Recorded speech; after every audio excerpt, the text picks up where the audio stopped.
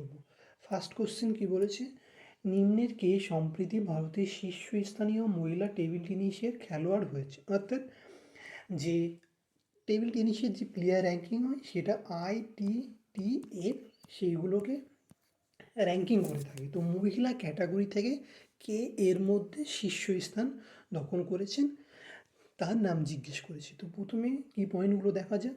বলেছে যে Sreeja Akula has become India's top female player in the ITTF table tennis world ranking. অর্থাৎ world র্যাঙ্কিংয়ে যে ITTF যে টেবিল টেনিস র্যাঙ্কিং করে থাকে সেটা ফিমেল যে ক্যাটাগরি আছে সেখান থেকে টপ স্থানকে দখল করেছে। তো ফার্স্ট মল্লিকা বাত্রা, PV সিন্ধু, শ্রীজা আকোলা, এত্রিকা মুখার্জি। তো কে অ্যান্সার, সেটা হচ্ছে শ্রীজা আকোলা। তো option C is right answer.